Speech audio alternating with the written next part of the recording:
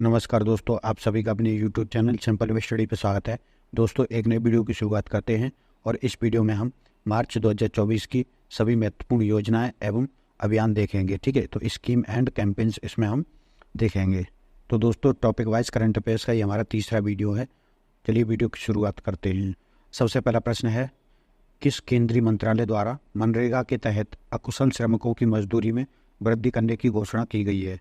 तो ये केंद्रीय ग्रामीण विकास मंत्रालय के द्वारा ये घोषणा की गई है। केंद्रीय ग्रामीण विकास मंत्रालय ने 28 मार्च 2024 को वित्त वर्ष 2024-25 के लिए मनरेगा के तहत अकुशल श्रमिकों के लिए वार्षिक मजदूरी दर को संशोधित करते हुए 289 रुपये कर दिया है। ठीक है, 2023-24 में ये कितनी थी? तो 261 रुपये थी 2023-24 में। 24-25 के लिए इसको 289 रुपये कर दिया है। इसमें 28 रुपये की जो है वृद्धि की गई है। ठीक है, और ये दर अलग अलग राज्यों में अलग अलग है, क्योंकि राज्य सरकार जो है केंद्र सरकार की दर से अपनी तरफ से और बढ़ा करके ज़्यादा तय कर सकती है। ठीक है, तो जो राज्य सरकारें हैं वो अपनी अपनी न्यूनतम मजदूरी तय करने की उनके पास शक्ति है, लेकिन वे केंद्र सरकार की जो मजदूरी दर है उससे कम नहीं रख सकती, ज़्यादा रख सकती है। ठीक है, PM सूर्यघर मुफ्त बिजली योजना किसने लॉन्च करी है? तो ये प्रधानमंत्री नरेंद्र मोदी जी ने इसको वर्चुअली यानी आभासी रूप से लॉन्च किया था। 16 मार्च 2024 को प्रधानमंत्री जी ने अपनी एक पोस्ट में बताया कि 1 करोड़ से अधिक परिवार PM सूर्यघर मुफ्त बिजली योजना के लिए पंजीकरण करा चुके हैं। ठीक है, और इस योजना को जो है प्रधानमंत्री नरेंद्र मोदी जी ने वर्चुअली 13 फरवरी 2024 को लॉन्च किया था, और इसकी जो घोषणा थी वो वित्त मंत्री निर्मला सीतारमण जी ने 2024-25 के अंतरिम बजट में की थी। ठीक है, तो इस योजना के तहत क्या है कि इस योजना के तहत 1 करोड़ परिवारों को 300 यूनिट तक मुफ्त बिजली प्रदान करने के लिए छत पर सौर पैनल स्थापित करने के लिए सब्सिडी प्रदान करना है। मार्च 2024 में किस राज्य ने केंद्र सरकार की PM श्री योजना में शामिल होने की घोषणा की है? तो ये तमिलनाडु ने शामिल होने की घोषणा की है। तमिलनाडु सरकार ने राज्य में PM श्री यानी कि PM school for rising India योजना को लागू करने के लिए केंद्रीय शिक्षा मंत्रालय के साथ एक समझौता किया है। ठीक है, और यह जानकारी जो है तमिलनाडु के शिक्षा विभाग के द्वारा दी गई। इससे पहले जो है केंद्रीय शिक्षा मंत्री धर्मेंद्र प्रधान ने छत्तीसगढ़ में 211 PM श्री स्कूलों का उद्घाटन भी किया था रायपुर में। मार्च 2024 में नई इलेक्ट्रिक वाहन नीति 2024 किसने मंजूरी दी है? तो ये केंद्र सरकार ने मंजूरी दी है। भारत सरकार ने हाल ही में वैश्विक इलेक्ट्रिक वाहन निर्माताओं को भारत में निवेश करने और भारत को EV के विनिर्माण केंद्र के रूप में स्थापित करने के लिए नई वाहन नीति को मंजूरी दी है। इस नीति के तहत न्यूनतम निवेश सीमा $500 मिलियन है, जबकि इसमें अधिकतम निवेश की कोई सीमा नहीं रखी गई है। तो जो कृषि उन्नति योजना किस राज्य ने लागू की है? तो ये छत्तीसगढ़ ने लागू की है। छत्तीसगढ़ के मुख्यमंत्री विष्णुदेव साय ने बालोद में कृषक उन्नति योजना के तहत बड़े पैमाने पर किसानों के खाते में सीधे तौर पर पैसे ट्रांसफर किए। ठीक है, इस योजना का उद्देश्य राज्यों का वित्तीय समर्थन करना है। छत्तीसगढ़ सरकार के द्वारा शुरू की गई यह योजना राज्यों में किसानों को 3100 रुपये प्रति क्विंटल की दर से धान खरीदने के PM मोदी के वादे को पूरा करती है। तो यह योजना क्या है? तो इसमें जो है छत्तीसगढ़ के किसानों से 31 रुपये प्रति क्विंटल पर धान खरीदने का वादा किया गया था, लेकिन छत्तीसगढ़ सरकार क्या करती है कि जो केंद्र सरकार की MSP है तो वो है 2183 रुपये। ठीक है, अब इससे जो जितनी ज़्यादा ये राशि है तो उसकी जो है सब्सिडी के रूप में भुगतान राज्य सरकार करती है किसानों को। तो इसमें 917 रुपये का अंतर है। तो ये 917 रुपये की सब्सिडी राज्य सरकार प्रदान करती है किसानों को। नीगल नालाम योजना किस राज्य ने शुरू की है? तो ये योजना तमिलनाडु ने शुरू की है। तमिलनाडु के मुख्यमंत्री MK स्टालिन ने 6 मार्च को नीगल नालाम योजना शुरू की है, जिसको जो है क्या आप ठीक है योजना भी कहा जा रहा है। ठीक है, तो यह लाभार्थी आउटरीच कार्यक्रम है जिसका उद्देश्य योजनाओं के कार्यान्वयन की समीक्षा करना है और जनता की शिकायतों का समाधान करना है। और इसमें एक वेब पोर्टल लॉन्च किया गया है, तो इस पर आप अपने सुझाव दे सकते हैं जाकर के कि राज्य सरकार की योजनाएं आप तक पहुंच रही हैं या नहीं पहुंच रही हैं, और उन पर आप अपनी प्रतिक्रिया दे सकते हैं। ठीक है, हाल ही में किस राज्य ने मैतारी बंधन योजना शुरू की है? तो ये योजना शुरू की है छत्तीसगढ़ ने।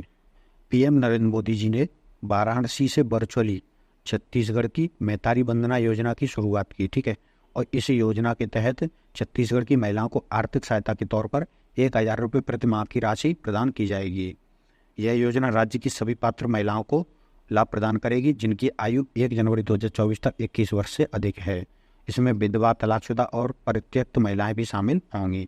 इससे करीब 70 लाख महिलाओं को फायदा होने की संभावना है और यह राज्य की स्थायी निवासी महिलाओं को या जो विवाहित महिला हैं उनको ही लाभ प्रदान करेगी। सरकार ने मार्च 2024 में भारत की AI मिशन के लिए कितनी राशि के परिव्यय को मंजूरी दी है? तो इसमें 10,372 करोड़ रुपए को मंजूरी दी गई है। केंद्रीय मंत्रिमंडल ने 7 मार्च 2024 को भारत AI मिशन के लिए 5 वर्षों के लिए 10,372 करोड़ रुपए के व्यय को मंजूरी दी है। इसका उद्देश्य सार्वजनिक निजी भागीदारी के माध्यम से कृत्रिम बुद्धिमत्ता में नवाचार को बढ़ावा देना है और इस मिशन को डिजिटल इंडिया कॉरपोरेशन के तहत India AI independent business division के माध्यम से लागू किया जाएगा। हाल ही में किस राज्य ने अपनी चौथी महिलाओं पर नीति का अनावरण किया है? तो ये महाराष्ट्र ने किया है। महाराष्ट्र सरकार ने अंतर्राष्ट्रीय महिला दिवस के मौके पर 8 मार्च को राज्य में नई महिला नीति की घोषणा की है। महाराष्ट्र में 1994, 2001 और 2014 के बाद ये चौथी महिला नीति लागू की गई है। महाराष्ट्र महिला नीति शुरू करने वाला देश का पहला राज्य भी है, ठीक है। और इस नीति के तहत 8 क्षेत्रों पर ध्यान केंद्रित किया जाएगा जिससे महिलाओं के व्यापक और सर्ववेशी विकास का लक्ष्य रखा गया है। तो ये सभी 8 क्षेत्र हैं जिन पर फोकस किया जाएगा।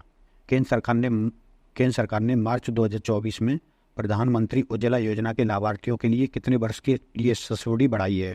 तो ये 1 वर्ष के लिए सब्सिडी को बढ़ाया है। केंद्रीय मंत्रिमंडल ने 7 मार्च 2024 को प्रधानमंत्री उज्ज्वला योजना के लाभार्थियों के लिए सब्सिडी को वित्त वर्ष 2024-25 तक के लिए बढ़ा दिया है। इसके तहत 1 साल के लिए 12 रिफिल तक 300 रुपये प्रति 14.2 किलोग्राम के सिलेंडर की लक्ष्य सब्सिडी जारी रखने की मंजूरी दी गई है, ठीक है। विधवा पुनर्विवाह प्रोत्साहन योजना किस राज्य ने शुरू की है? तो ये योजना झारखंड ने शुरू की है। झारखंड के मुख्यमंत्री चंपई सोरेन ने एक अग्रणी पहल विधवा पुनर्विवाह प्रोत्साहन योजना की शुरुआत की है। इसका उद्देश्य विधवाओं के साथ पुनर्विवाह करने पर 2 लाख रुपए की वित्तीय सहायता देने का है, ठीक है। इसके लिए लाभार्थियों की आयु विवाह योग्य होनी चाहिए, वे सरकारी कर्मचारी, पेंशनभोगी या आयकरदाता नहीं होने चाहिए। इनके अलावा लाभ प्राप्त करने के लिए पात्र विधवाओं को पुनर्विवाह की तारीख से एक वर्ष के भीतर आवेदन करना होगा। विधवा महिलाओं को अपने दिवंगत पति का मृत्यु प्रमाण पत्र भी जमा करना होगा। इंदिरा गांधी प्यारी बहना सुख सम्मान निधि योजना किसने शुरू की है? तो ये हिमाचल प्रदेश ने शुरू की है। हिमाचल प्रदेश के मुख्यमंत्री सुखविंदर सिंह सुक्खू ने 18 से 60 वर्ष की आयु की महिलाओं को वित्तीय सहायता प्रदान करने के लिए इंदिरा गांधी प्यारी बहना सम्मान निधि योजना शुरू की है। इस योजना के तहत पात्र महिलाओं को 1500 रुपये मासिक सहायता प्रदान की जाएगी। MYUB योजना किस राज्य ने शुरू की है? तो ये उत्तर प्रदेश ने शुरू की है, यानी कि इनमें से कोई नहीं हो जाएगा उत्तर प्रदेश के युवाओं के लिए प्रदेश सरकार ने मुख्यमंत्री युवा उद्यमी विकास अभियान, जिसे शॉर्ट में MYUBA योजना कहा जा रहा है, तो इसकी शुरू करने की घोषणा की है, ठीक है। और इसके लिए मुख्यमंत्री ने सूक्ष्म लघु एवं मध्यम विभाग को तैयारी या कार्य योजना प्रस्तुत करने के लिए कहा है। इस योजना के जरिए प्रतिवर्ष 1 लाख युवा उद्यमियों को तैयार किया जाएगा। सरकार की ओर से इन युवा उद्यमियों को 5 लाख रुपए तक की परियोजनाओं के लिए ब्याज मुक्त ऋण भी प्रदान किया जाएगा। आयुष्मान भारत प्रधानमंत्री जन आरोग्य योजना के तहत किस राज्य ने सर्वाधिक आयुष्मान कार्ड जारी किए हैं? ये उत्तर प्रदेश ने सर्वाधिक आयुष्मान कार्ड जारी किए हैं। उत्तर प्रदेश सर्वाधिक 5 करोड़ आयुष्मान कार्ड जारी करने वाला पहला राज्य बन गया है। उत्तर प्रदेश सरकार ने 5,17,920 आयुष्मान कार्ड जारी किए हैं, जिससे 7 करोड़ से अधिक लोगों को लाभ मिल रहा है। और इस योजना के तहत राज्य के 3716 अस्पतालों को शामिल किया गया है। राष्ट्रीय कोयला रसद योजना और नीति के शुभारंभ की घोषणा किसने की है? तो ये प्रहलाद जोशी ने की है। केंद्रीय कोयला खान और संसदीय मामलों के मंत्री प्रहलाद जोशी ने 29 फरवरी को केंद्रीय कोयला रसद योजना और नीति 2030 के शुभारंभ की घोषणा की है। इस नीति का लक्ष्य 2029-30 तक कोयला परिवहन में रेलवे का उपयोग को 87% से अधिक तक बढ़ाना है, जिससे सालाना आधार पर 21,000 करोड़ रुपए की लागत बचत होगी। अब हम अन्य महत्वपूर्ण योजनाओं को देख लेते हैं। तो इसमें पहली योजना है, महिला एवं बाल विकास मंत्रालय ने 29 फरवरी 2024 को ओबेरॉय होटल नई दिल्ली में पोषण उत्सव का आयोजन किया है, ठीक है। इस आयोजन का उद्देश्य अच्छे पोषण प्रथाओं को बढ़ावा देकर कुपोषण से निपटने के लिए भारत के चल रहे प्रयासों पर प्रकाश डालना था। इसमें केंद्रीय मंत्री स्मृति ईरानी और बिल एवं मेलिंडा गेट्स फाउंडेशन के सह अध्यक्ष बिल गेट्स भी उपस्थित थे।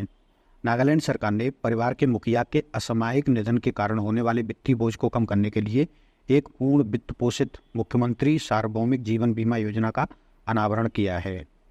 आगामी लोकसभा चुनाव 2024 के दौरान मिस इन्फॉर्मेशन की समस्याओं से निपटने के लिए समाचार प्रकाशकों और तथ्य जांचकर्ताओं के एक संघ ने, जिसमें विश्वास news, the Quint, boom factory, news checker शामिल है, तो इन्होंने गूगल न्यूज इनिशिएटिव के साथ मिलकर के शक्ति को लॉन्च किया है। ठीक है, शक्ति को लॉन्च किया है। तो इसको क्या कहा जा रहा है शक्ति को? तो India election fact checking collective. ठीक है, तो इसको जो है लॉन्च किया है। केंद्रीय शिक्षा मंत्री धर्मेंद्र प्रधान ने वित्तीय सेवा क्षेत्र में रोजगार के अवसरों के लिए ओडिशा के युवा स्नातकों को तैयार करने के लिए संबलपुर में प्रोजेक्ट ऑडिसर्व लॉन्च किया है। यह राष्ट्रीय कौशल विकास निगम और बजाज फिनसर्व लिमिटेड का पहला राष्ट्रीय कौशल प्रशिक्षण कार्यक्रम है। तेलंगाना सरकार ने 11 मार्च को गरीबों के लिए इंदिराम्मा आवास योजना की शुरुआत की है। गृह मंत्री अमित शाह ने शहरी सहकारी बैंकों के अम्ब्रेला संगठन national urban cooperative finance and development corporation limited का शुभारंभ किया है। यह अम्ब्रेला संगठन बनने से शहरी सहकारी बैंकों का विकास कई गुना बढ़ जाएगा। केंद्रीय अल्पसंख्यक मंत्री स्मृति ईरानी ने नई दिल्ली में हज तीर्थ यात्रियों के लिए हज सुविधा ऐप एवं 10 भाषाओं में हज गाइड बुक 2024 लॉन्च की है। केरल ने 7 मार्च 2024 को भारत का पहला सरकारी स्वामित्व वाला OTT प्लेटफॉर्म सी स्पेस को लॉन्च किया है। केरल के स्कूल ने भारत का पहला AI शिक्षक आइरिस लॉन्च किया है। जम्मू कश्मीर पुलिस ने मवेशी तस्करी से निपटने के लिए ऑपरेशन कामधेनु शुरू किया है। UGC के सूचना और पुस्तकालय नेटवर्क केंद्र ने विज्ञान में लैंगिक असमानता से निपटने और समान प्रतिनिधित्व को बढ़ावा देने के लिए C research network in India launch किया है। महाराष्ट्र सरकार ने जम्मू कश्मीर में, ठीक है, तो श्रीनगर स्थित कश्मीर के बड़गांव में 2.5 एकड़ जमीन खरीदने का निर्णय लिया है। जम्मू कश्मीर में जमीन खरीदने वाला महाराष्ट्र पहला राज्य बना है। ठीक है, तो जो महाराष्ट्र सरकार है वो जम्मू कश्मीर में जमीन खरीदेगी, जिससे वो अपने राज्य के पर्यटक को वहाँ पर बढ़ावा दे सके। केंद्र सरकार द्वारा सड़क दुर्घटना पीड़ितों को कैशलेस उपचार प्रदान करने के लिए चंडीगढ़ में एक पायलट प्रोजेक्ट शुरू किया है। प्रधानमंत्री नरेंद्र मोदी ने प्रधानमंत्री सामाजिक उत्थान और रोजगार आधार जन कल्याण, जिसे शॉर्ट में PM सूरज कहा जा रहा है, इसका राष्ट्रीय पोर्टल लॉन्च किया है।